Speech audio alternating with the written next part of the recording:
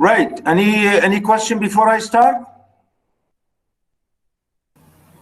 No, doctor. Okay, good.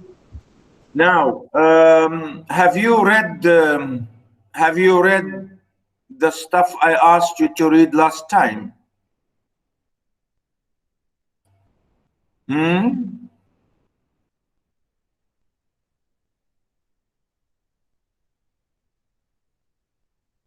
Have you? Well, no answers. It really means no.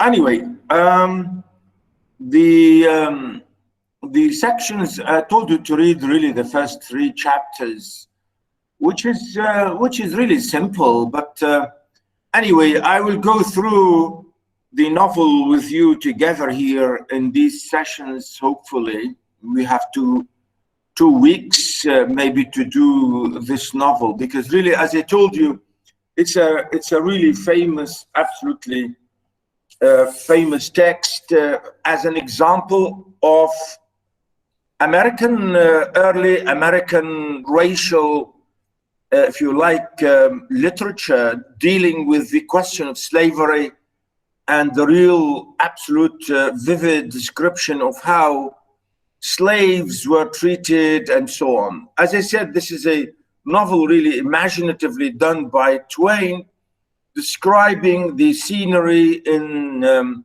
Southern America, mainly the Mississippi area, where the whole novel really, the locale and the place and the time of the novel is when this journey over the river by Huckleberry Finn and his escaped friend, slave friend, Jim, and also Huckleberry Finn's white friend, Tom Sawyer. As I said, really, Mark Twain was excellent in showing this really in a very strong fashion. As I said, his use of vernacular language, his use of dialects, his use of really the ways in which people lived and so on. But as I said to you last time, really, I was not so impressed by the novel, because there are a lot of, I think, coincidences which are really not convincing in my views. Really, not very much convincing. Although I find it really amazing and interesting.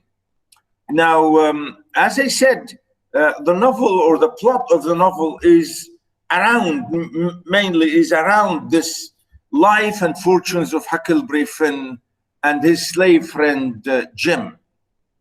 As I said, really, the whole question here is about that. The focus is on Huckleberry.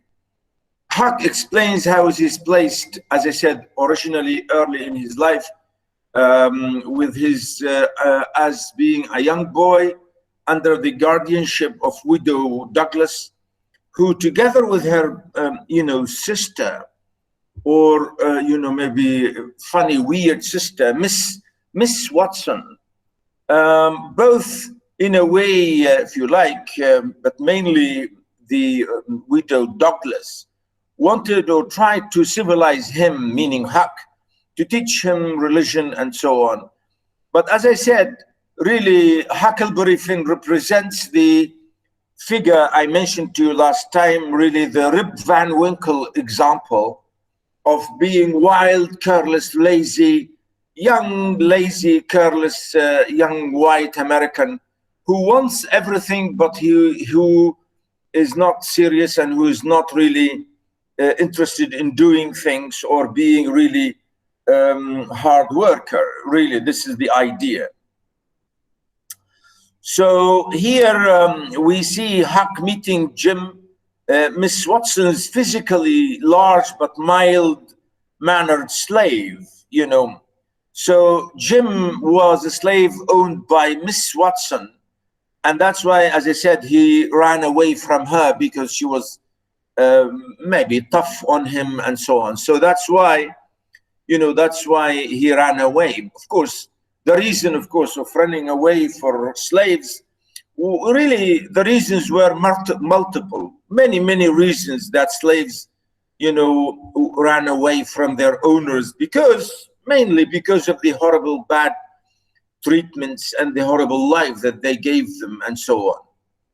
So here in this novel, we find Huckleberry Finn trying to really, in a civilized manner, he helped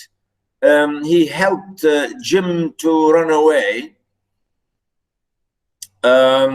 So Huckleberry Finn becomes very close to him, to Jim. That is when they reunite with him, and of course, as I said, they started this journey. And as we know, originally from the beginning, they wanted to run away. I mean, Jim, Tom, and Huck, they became fellow travelers on the Mississippi River. And they sort of, because Tom and Huck were a bit younger, so they thought of forming a kind of gang, really. So they just wanted to join the gang or another gang, which is, again, I think I found it very funny and in a way childish to see, a boy like that forming a gang and to be like robbers, And I think, this is of course, this is possible because, society at that time, people had, I think, had, if you like, used all kinds of ways in order to procure some kind of maintenance and life and so on, even if it's rotten life. So we know even here in the novel, we get the idea that Huck has a father who is really a terrible father, who is a drunkard father, who is an alcoholic, abusive father. And he called him Pap, So we know Pap would only open or spend the money, of course, that he gets from Huck on alcohol. So that's why Huck never wanted him or never to be with him, or even he was his father, but he didn't like this idea of giving his father money and anything that he gets, so his father will go on drinking and so on. So he runs away even from his father because of that. So this is another idea we get from this novel, which is again similar to the novel or similar to the short story we studied by, as I said, Rip Van Winkle, which is really, again, as I said, as an example of American man and American dream and so on. So Rip Van Winkle was in the same way, a dreamer, a lazy, a drunkard to some extent, who's like Huck's father here, to some extent, not exactly. So Huck succeeded in preventing his father from acquiring his money or his fortune. But at some point, his father was able to kidnap him and leaves with him to Illinois, to another town, to another county, or another really state, which is, of course, he took him to Jackson's Island, there as, maybe a place to run away from society.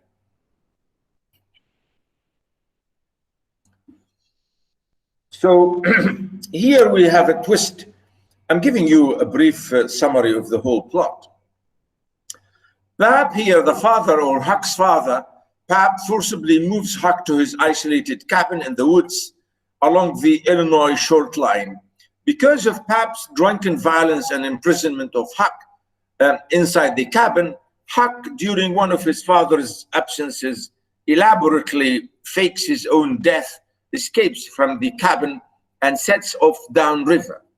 So we see here, the absolutely imaginative. And I think this is one of the coincidences, as I said, which I thought, I thought Mark Twain was not really good. Well, to me, I thought this is elaborated, and maybe this is one of the weaknesses of the novel in my view. So he was able to run away from his father, and as you can see here, he elaborately fakes his own death, escapes from the cabin, and sets off downriver. He settles comfortably on Jackson's Island. Here, Huck reunites with with Jim, Miss Watson's slave. Here again, he met the Jim, or the slave Jim, I should say, Miss Watson's slave. He met him again, and they were reunited again. As I said, again, this is one of the coincidences. How could he meet him again on the river? Again, I think this is interesting, and this is one of my really commentary and criticism of the novel.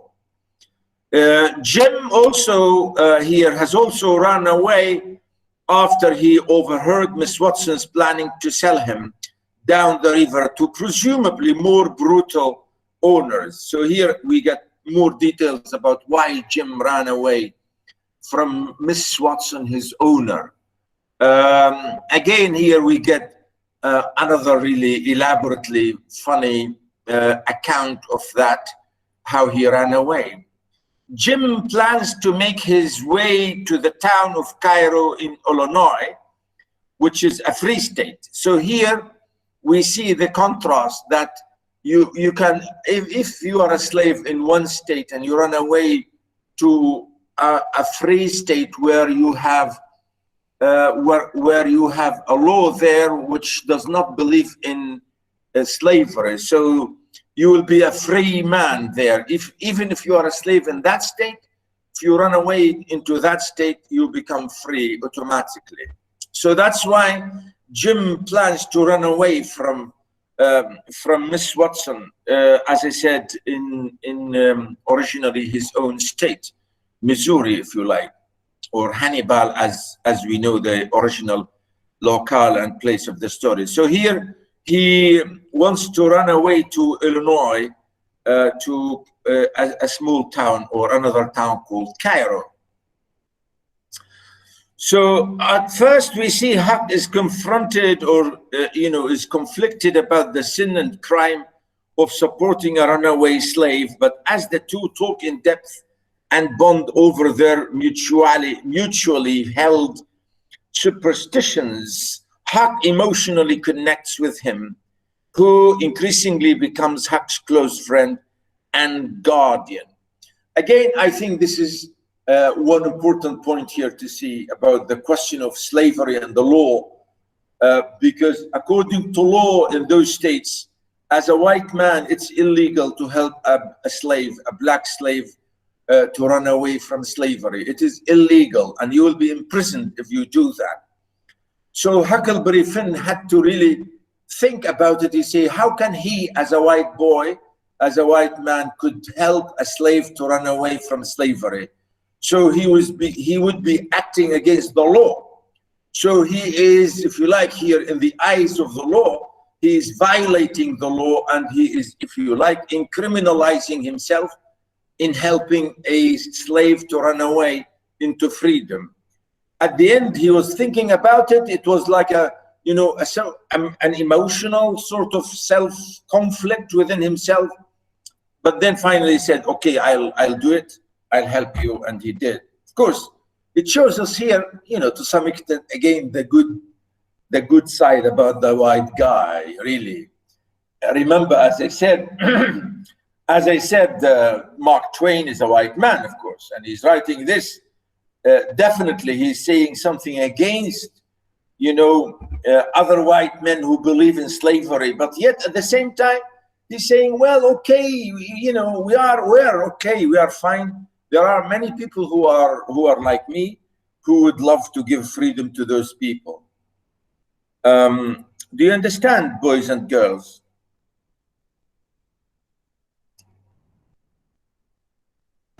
Yes, Hello. doctor. Yeah. So really, this is the idea I'm trying here to show you in this, and I think we see this going on and on and on. So after a heavy flooding here on the river, the two find a raft which they kept, which they of course they keep always, as well as an entire house, a house floating on the river. Here we see in chapter 9, for example, it's called the house of death floats by. Entering the house to seek loot, Jim finds the naked body of a dead man lying on the floor, shot in the back. He prevents Huck from viewing the corpse. Again, later on, we discover, again, there's one of the funny coincidences that could be his father, which is, again, really a funny, as he said, a funny coincidence here in this novel. So to find out the latest news in the town, Huck dresses as a girl and enters the house of Judith Loftus, a woman new to the area. Huck learns from her about the news of his own supposed murder. Again, notice here, I think, this is the funny thing I thought about, this twist of events, how, he gives, Mark Twain gives this funny details, why do we need to do this? Why do you need to go into this digression to say, well, Huck wanted to go back and to see what the people are talking and saying about him running away with the slave, or helping a slave running away. So here we see, I think this is one of the weaknesses, again, of what I thought about the novel. I don't know, maybe somebody else will be totally unhappy with me saying all this, but this is my feeling.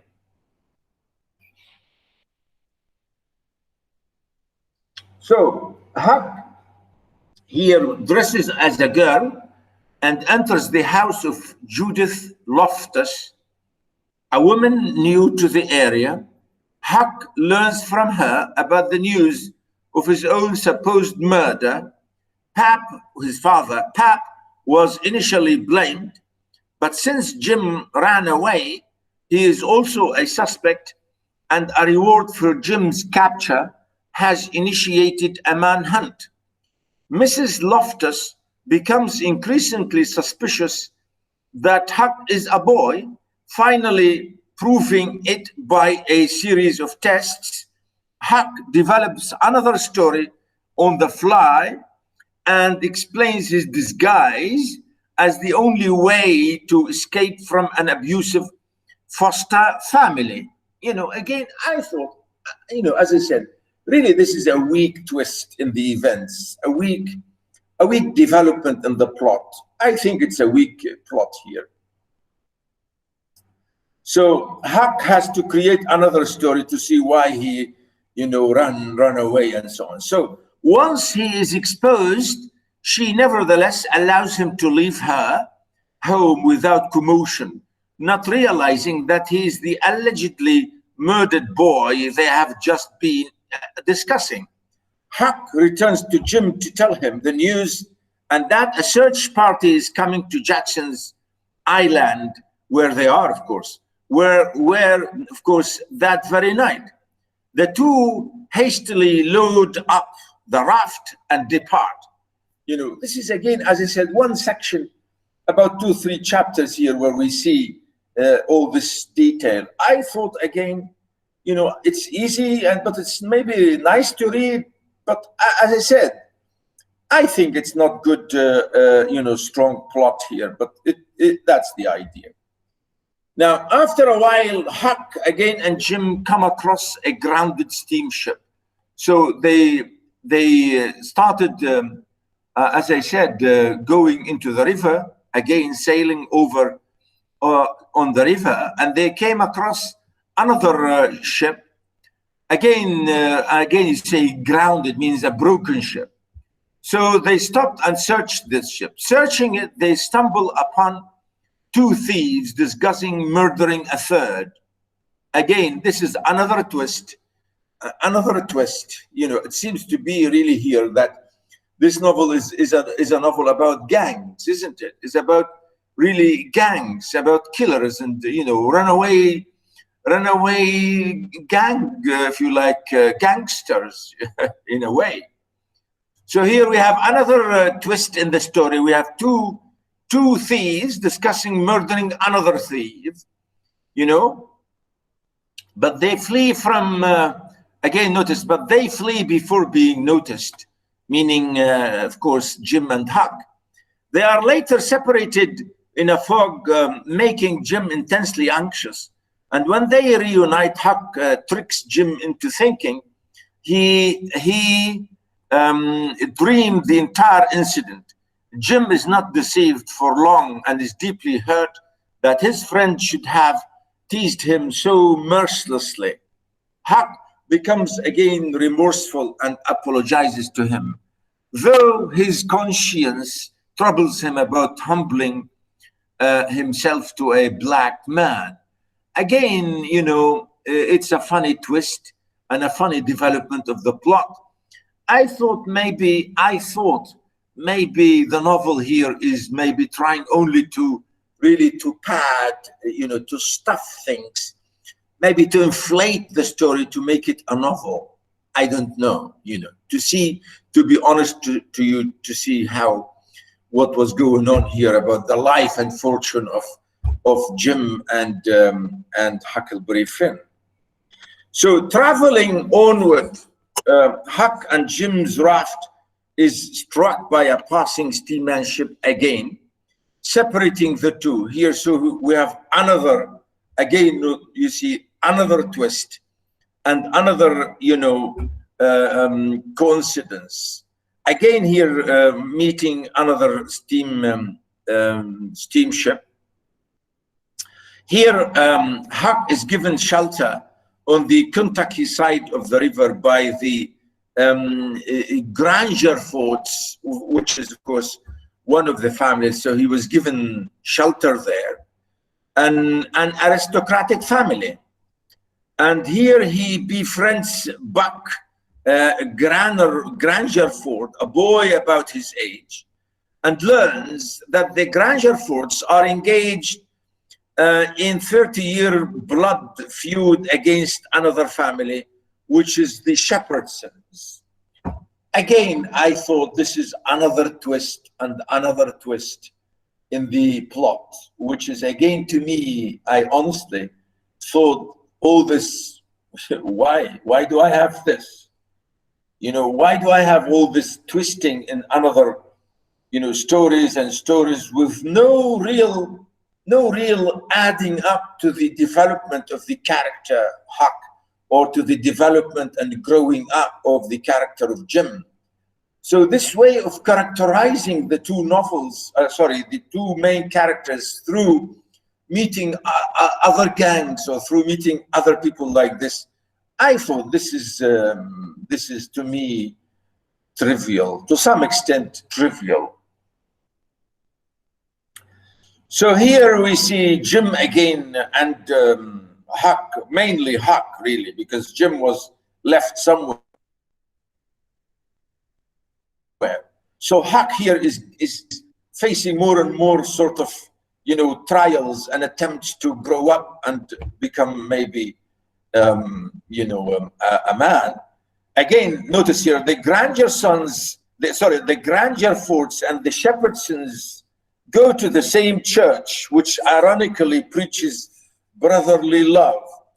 I think here, again, another twist in the story, which is this one, which is the way to see how families fight for silly reasons. And although they belong to the same church, although they are of the same kind of class, which is, you know, here he means white people.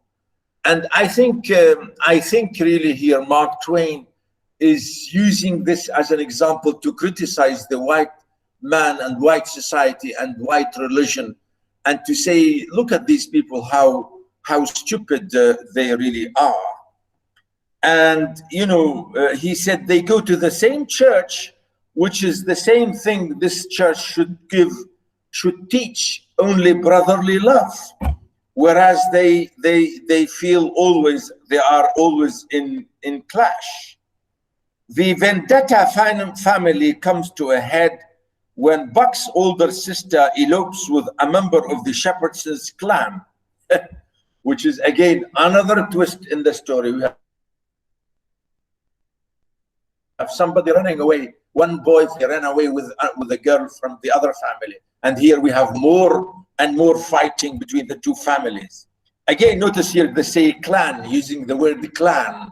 So here, which is the clashes between clans, and I think this would be even worse.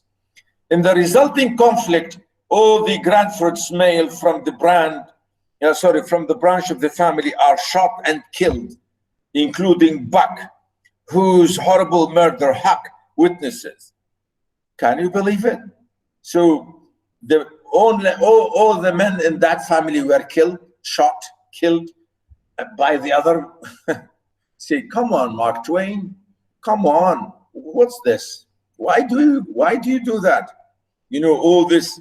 Again, I think this is an exaggerated way of showing the terrible white, I said white class, really, how they really clash here in a horrible way. I mean, to kill the whole family, for God's sake, to kill all the males, all the men from that family, shot and killed. And here, of course, Huck really was terrified. So he is immensely relieved to be reunited with Jim, who has since recovered and repaired the raft. So notice this digression. As I said, this is a digression here, that Jim went away to this town, in Kentucky, and he lived there for a while. And as you can see, this is like a footnote, like a footnote in the plot. And as I said, this is one of the twists. And as I said, this is one of the ways in which to enlighten the reader, to tell him or her about American society in this way. Do you see what I'm saying, boys and girls?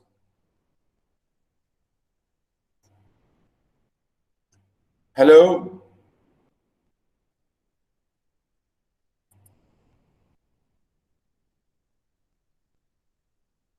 Oh, somebody is asking in which page. Yeah, in which page we are. Yes. Oh, I didn't share with you because I thought this would affect our connection. I'm on page. I was talking about in page 2 and 3. I'm still on page 3.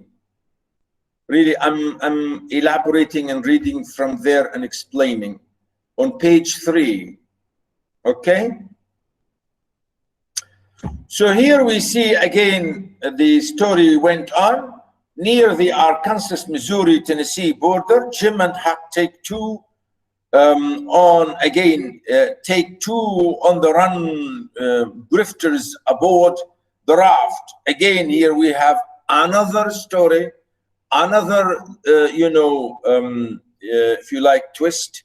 Here on, again, we have more people running away. So here we have two. They met another two men. The younger man, who is about 30, introduces himself as the long-lost son of an English duke, and he called himself the Duke of Bridgewater. And the older man, another man of about 70, then trumps this outrageous claim by alleging that he himself is the lost, if you like, Dauphin, or the son of Louis XVI and Nightmare King of France. Again, I think this is, as I told you, really, I thought when I was reading the novel many times, really, I thought, come on, Mark Twain, come on, stop using all this funny, introducing all the time funny characters and then throwing them away. He introduces one or few characters for about 2, 3, or 30 pages, and then they disappear. disappear. You know, another characters through 3 or 40 pages, and then they disappear. You know, this is, as I said, this is like twists, and this is like digressions. You know, to digress here and digress there, or like footnoting. You know, and I thought, you know, this is in a way again. I thought this is probably. I mean, I don't know really. Probably this is a weakness in the plot. The Duke and King soon become permanent passengers on Jim and Huck's raft, committing a series of confidence schemes upon unsuspecting locals all over their journey. To divert public suspicion from Jim, they pretended he is the runaway slave who has been recaptured, but later, you know, paint him blue and call him the sick Arab, so that he can move about the raft without bindings. Well, again, that's why I don't like Mark Twain here, because he did this. Again, I told you Mark Twain, in a way, I liked him because he talked sometimes he talked nicely about the Arabs and about the Oriental and Islamic culture, but sometimes he's wicked in the way he gives a bad image, or really again a slave-like image of the Arabs. Especially here, you know, he's using this idea of painting Jim, the black slave, into a different color, and say he's again a slave, or like a slave, and he called him the sick Arab. I don't like that, but as I said, this is really, you know, because I'm saying this as an Arab reader, really, to say that. But again, here we think of it because yes, this is how Western writers, really, mainly many Western writers, you know, they give such negative images about all the non-whites, you know, including not only African slaves, but even to any other Oriental figure, from somebody from the Orient, could be Assyrian, or could be Arab, or could be, you know, from any other Arab country, or anybody from the Orient here, to give this, you know, sick image about that. And I think this is racism, and absolutely racial thing.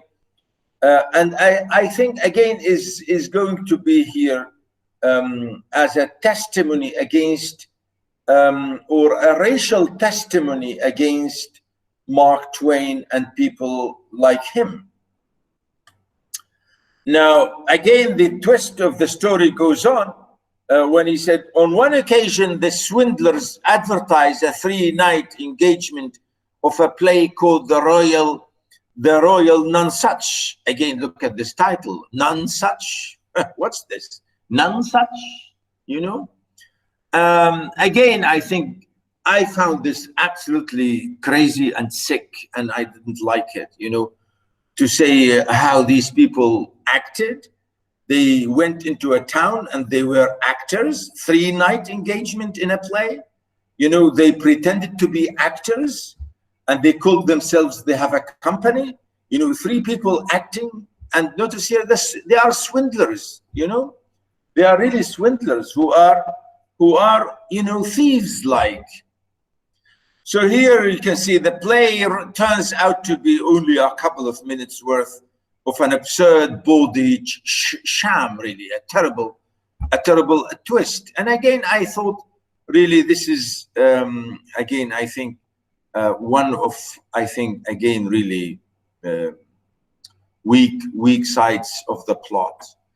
Here, on the afternoon of the first performance, a drunk called Boggs is shot dead by a gentleman named Colonel Sherburne. A lynch mob forms to retaliate against Sherburne, and Sherburne, surrounded by his home, again disperses the mob by making a defiant speech describing how true lynching should be done. By that third night, the royal nonsuch, the townspeople prepare for their revenge on the Duke and King for their money-making scam. But the two cleverly skip town together with Huck and Jim just before the performance begins. As I said, really, this is another twist, which I don't like, and I don't think we need that. What does it tell me here? What is the new thing to the plot? It doesn't add anything. To me, it does not add anything to the plot. Really, all this to me is nonsense. Again, on the next town, again, the two swindlers then impersonate the brothers of Peter Wilkes, a recently deceased man of property. To match accounts of Wilkes' brothers, the king attempts an English accent, and the Duke presents to be a deaf mute while starting to collect Wilkes' inheritance. Huck decides that Wilkes' three orphaned nieces who treats Huck with kindness and so on. You can see here again, really another twist. Another twist. Come on, man. Stop this. You know, as I said, you know, towards the end of the novel, really you feel sick. You say, come on, I don't like that. Really. So here again, you can see here, Huck learns that Jim is being held at the plantation of Silas and Sally Phelps. The family's nephew, Tom, is expected for a visit at the same time at Huck's arrival. So Huck is mistaken for Tom, and so on. You know, more twists, really more twists. Really here at the end, of course, I say really the novel finishes in a very funny way by you know, taking back Jim, you know, again, which is really the idea. Notice I conclude this. Notice, rather than simply sneaking Jim out of the shed where he is being held, Tom develops an elaborate plan to free him, involving secret messages, a hidden tunnel, snakes in a shed, a rope ladder, scent in Jim's food, and other elements from adventure books he has read, including an anonymous note to the Phelps warning them that the whole scheme, you know, of the whole scheme. During the actual escape and resulting pursuit, Tom is shot in the leg, while Jim remains by his side, recapture rather than completing his escape alone. Although a local doctor admires Jim's decency, he has Jim arrested in his sleep and returned to Miss Phelps. After this, events quickly resolve themselves. You see, this is again the coincidences.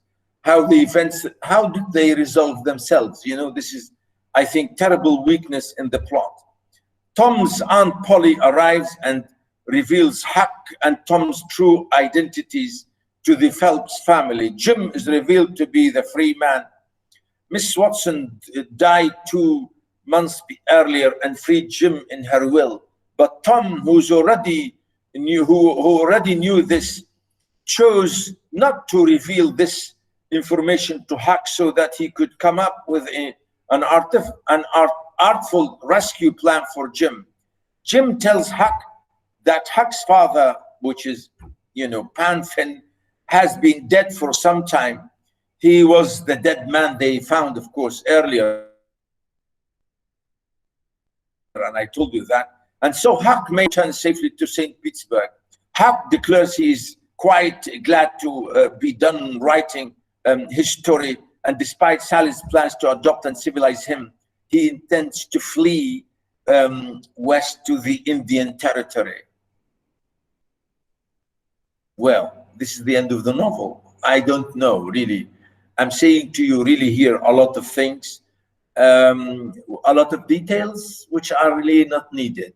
To be honest, a lot of details, a lot of twists, a lot of unconvincing twists, which are not needed. And I really thought, honestly, I thought this is a terrible weakness in the novel by Mark Twain. But many critics, especially Western critics, really believe that this is a huge masterpiece.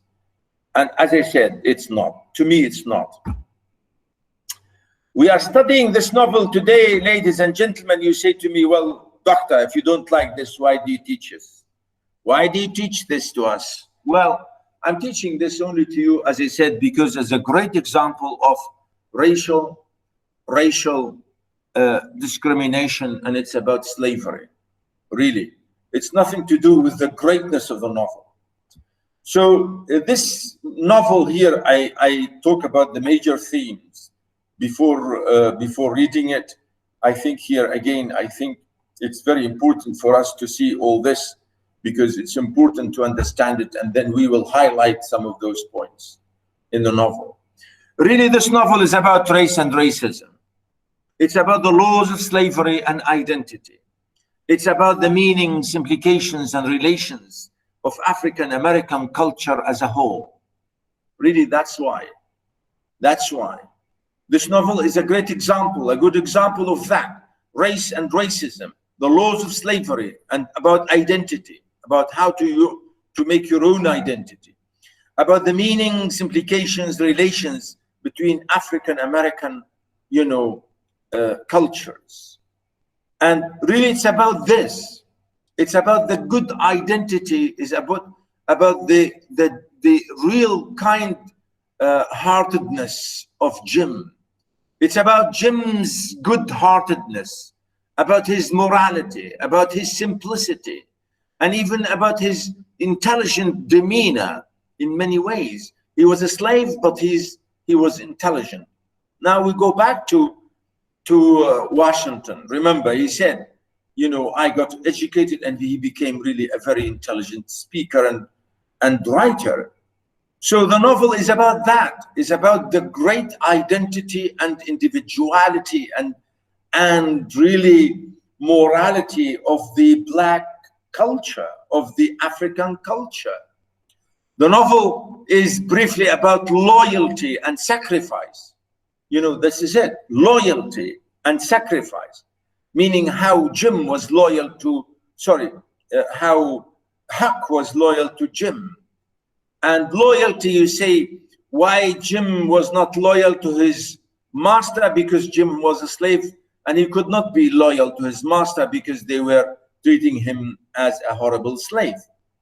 So here, notice I say the question of loyalty and sacrifice, regardless of the consequences. So again, we say there are many critics who saw the novel as racist, citing the word here, nigger, and emphasizing the stereotypically its comic treatment of Jim's lack of education, superstition, and ignorance, although the term nigger was used quite often without punishment during the Civil War in the mid-19th century America. So yeah, so really that's why this novel is important, because of this question here, because of this main theme. Remember here, I'm talking about really the main ideas and themes and heavy questions that we find in this novel. So I'm saying here again, to emphasize such serious questions of race and racism, Mark Twain has also masterly used comedy and merely the picaresque type of his narrative. Yes, so that's why we can explain the twists and the digressions and the funny and all these strange, I say grotesque and picaresque, really ways of narration. Of course, it was meant here to show, as I told you, Twain was a real master of comedy. And really, that's why we find all these funny, if you like, unbelievable, crazy ways of showing things. So the first and clear hint of that is, if you like, in his notice in the title page, when he says persons, and I think this is, I will show you this, he wrote this in the first page of the title of the novel. persons attempting to find a motive in his narrative, in this narrative, will be persecuted. Will be persecuted. Persons attempting to find a moral in it will be banished. Persons attempting to find a plot in it will be shot. You see, this is it. When I was saying to you there's no plot, then the writer knew this. So here he means, if I say there's no plot, I should be shot. You know?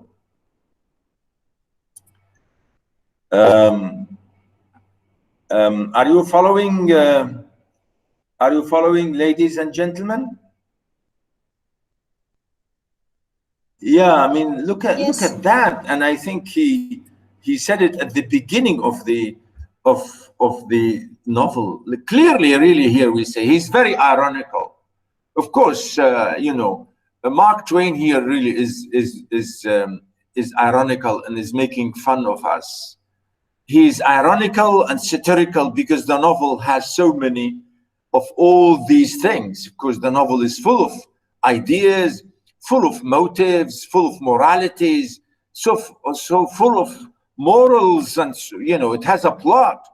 When he's saying if you are looking for it, you'll be banished and you'll be persecuted and you'll be shot. Of course, he's ironical. He means, you know, don't worry about all these things. So that's why really I'm saying here that clearly, you know, Twain is ironical here and satirical, because the novel, yes, has so many of all of these he is pretending to deny. The novel is full of such masterful display of hoaxes, frauds, and pranks, with all elements of American humor, which Twain had explored in his own readings and previous writings. As I told you, really, he's excellent in his comical writings. And I told you, as I mentioned to you before, in that short story, really, it's called Dog's Tale, is amazing. In fact, here, to emphasize this comic element, Ernest Hemingway made the most famous observation about Huckleberry Finn in 1935. He said, all modern American literature comes from that book, or from one book by Mark Twain called Huckleberry Finn. It is best book we have had. All American writing comes from that. There was nothing before. There has been nothing so good since. MashaAllah. Do you understand? You know, this is, you know, Ernest Hemingway saying this. He said, this is the best book. Well. And I have been saying this is a bad book. Well, he said, this is American literature comes from this. And, you know, it's the best book we have had. Well, it means all American literature is rubbish. Nearly. Well, in that case, I think it could be rubbish. Yes, I don't know. I mean, it's up to you. But you see, if you know, this is the case, and Mark Twain, and I should say Ernest Hemingway. Ernest Hemingway was, again, a very famous short story writer, absolutely famous novelist. Again, you know, he's saying this, I don't know. So, throughout the novel, Huckleberry Finn is in moral conflict with the revived or received views of the society in which he lives, and while he's unable to consciously refute those values, even in his thoughts, he makes a moral choice based on his own evaluation of Jim's friendship with human worth, a decision in direct opposition to the things he has been told. Again, you know, this is the idea. You know, in your own education as a white man, you are taught not to violate laws and rules of the law. And the law against Jim was, of course, as a runaway slave, you a slave running away. So here, really, we are talking here about this conscious reconciliation and how to, you know, to talk about this decision, how to, you know, unite the two. Twain, in his lecture note, proposes that a sound heart is surer guide than an ill-trained conscience, meaning what you are taught in society not necessarily should be good as what you really feel. What you really feel down, deep down in your heart. He said, a good heart, he said, is better than what you get from education from outside. Really, that's what he means. A sound heart is surer guide than ill-trained conscience. Ill-trained, badly given information or whatever. And again, he goes on to say, a book of mine where a sound heart and a deformed conscience come into collision and conscience suffers defeat. Meaning how, you know, the good heart of Huck to be with Jim, or his education, what they told him to obey the laws, not to help a slave running away from his owners. But he said the heart here wins against the head, or against the mind, or against the conscience, against what you have been taught. And he said the collision, you know, here in a way, he said, you know, the real thing. He said the heart should win.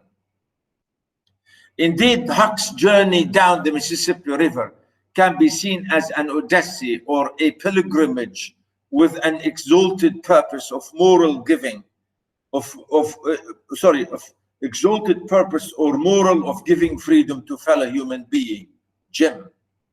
Yeah, so this can be seen like a pilgrimage, you know, really like a pilgrimage here to say, you know, he's in this journey of giving a human fellow freedom, a human fellow really freedom, not to look at him as a slave. Yeah, I mean, this is good, and we like this, of course, to say that this novel is about that. So again, we can say here, you know, to highlight this hypocrisy required to condone slavery within an ostensibly moral system, Twain has Huck's father enslave his own son, isolate him and beat him. So here we see how this society is, you know, is full of hypocrisy. You know, here we see the sharp contrast. Huck himself, a white boy, and he was enslaved by his own father. So as if to say to Jim, well, you, Jim, don't worry, you are not the only slave. You are not slave because of your color. You know, he's saying, I, as a white boy, I was enslaved by my own father, you know, and beaten and isolated and so on, you know. But, you know, this is, of course, I will say the hypocrisy, the absolute hypocrisy, and nifaq, which is, yes, absolutely hypocrisy. So when Huck escapes, he immediately encounters Jim illegally, doing the same thing. You know, this is exactly the same thing. So he ran away. Huck himself ran away illegally, and he helped Jim again illegally in the same fashion. So the treatments both of them receive are radically different, especially in an encounter with Judith Loftus, who takes pity on who she presumes to be a runaway apprentice, Huck, yet boasts about her husband sending the hounds after a runaway slave. So notice here again the hypocrisy, saying to help a runaway white man in her house, at the same time to help chase a runaway slave by dogs. So to set dogs to catch a slave, at the same time to help a white man who ran away from his own family. So notice here the contradiction and the paradox and the hypocrisy. You see here the idea, I'm saying how the novel is full of hypocrisy and contradictions and paradoxes, if you like, in this way. So here you say, how can you help me? You know, only because I am a white man, a white boy, and yet at the same time you chase a runaway slave with dogs. So The novel, I say, is an excellent stark example of anti-slavery narratives. Yeah, I'm saying this really. It's a very good example of a narrative which is against slavery, radically written by a white man defying the dominant ideology of the time against slaves and slave system. The sufferings and the pain of the African American voices everywhere then sharply shaped Twain's creative imagination at its core throughout the novel. Yes, the dramatic relationship between Huckleberry Finn and the slave Jim illustrates and, of course, embodies really the correlation and even the interrelatedness between white and black culture, in the United States. Really, again here, the novel really means tolerance as being the only possible way to survive if each culture succeeds to coexist. نتعايش, to coexist. You can't kill your neighbor because he's black. You cannot.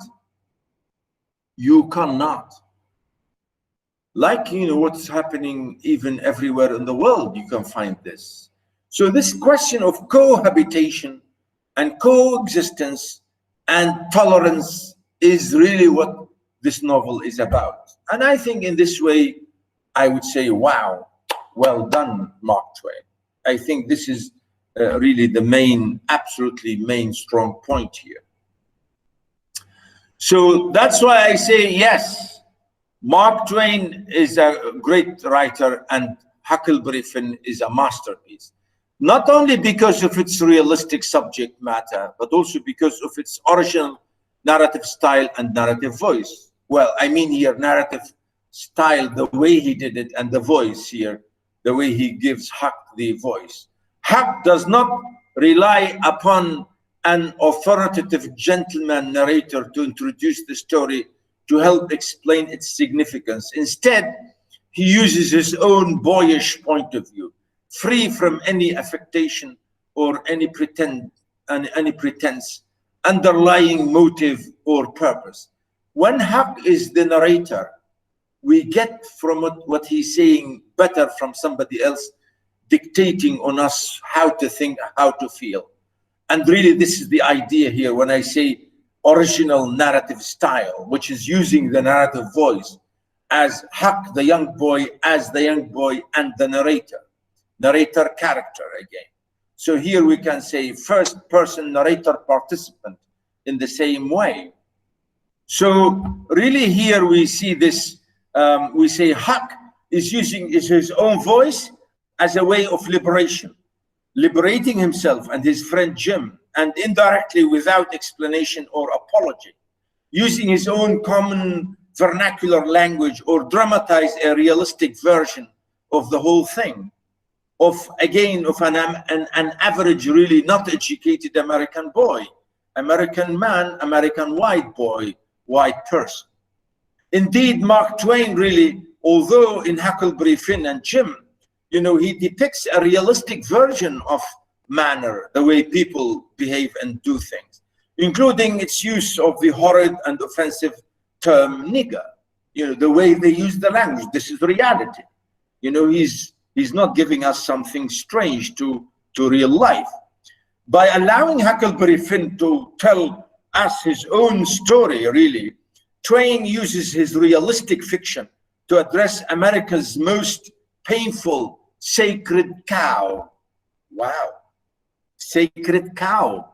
Of course, here I'm borrowing this from references here, between brackets here, which is, of course, the sacred cow, which is the contradiction of racism and the segregation in a free and equal society. This sacred thing, how to strike this balance between, really to have free society and equal society, and at the same time, how to accept racism or not to be racist and so on. So really, this is always a terrible dilemma. Even today in American politics, you find this even today in the American presidential election. Every day you hear it over the news these days, you know, what President Trump and people saying things, and the same question, exactly the same question about you know, coexistence and tolerance and to live in such equal society, which is not equal. You know, they try to say that, but it's not true. I don't believe them. So that's why here I say the irony and hypocrisy continues and persists in the 21st American society. And Huckleberry Finn is currently banned in many university libraries, by the way.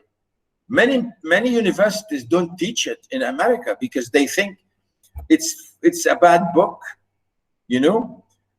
Twain's original fears were also censorship because they thought they wouldn't like this book because it's telling the truth.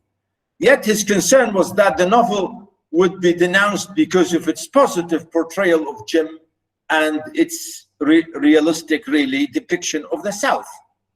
Because yes, Mark Twain was honest in the ways in which he describes Jim and how the Southern people really live, how the South really, the white people, because that's why, you know, that's why the war, of course, remember the war, the Civil War, which went on for more than 5 years in America, as the result of which, you know, we know the killing of President Abraham Lincoln.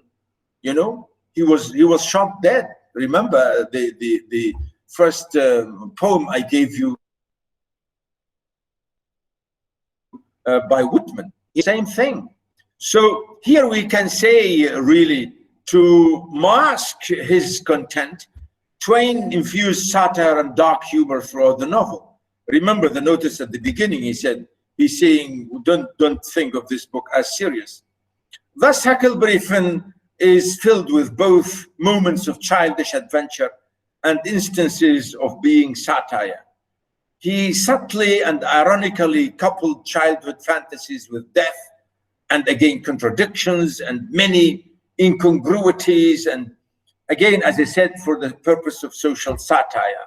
And that's why maybe I found it strange and I found it not good, maybe, because these are the reasons.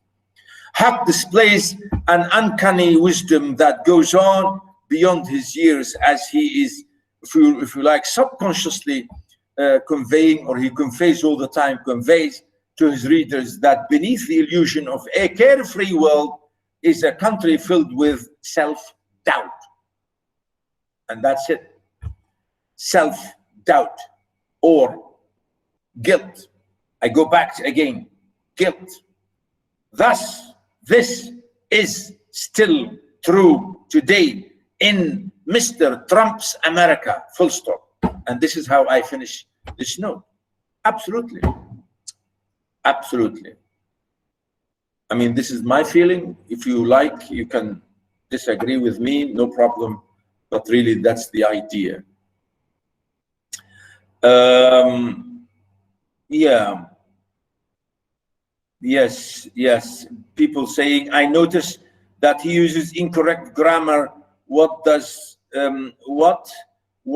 he want to convey? I will answer these questions later on when I read the novel. Yes, of course, as I said, is to show you how people use vernacular, because Afrah asked this and Sarah answered. She said he uses vernacular language to make the novel realistic. Yes, I think Sarah answered a nice answer, but I will give you this later on when I read the novel with you, boys and girls. And I think that's it for today, my dear students, for today's lecture. I think, as you can see, I have really summarized the whole thing, and I gave you a general, quick overview of the whole thing. Hopefully next time I will start reading the novel with you. I will read as many chapters as I can, really to elaborate what I was saying and to testify, again, to give you the evidence, to give you really evidence and to give you the proof of what we were saying about the novel, about all these judgments that we have said, or I have said about it. Okay?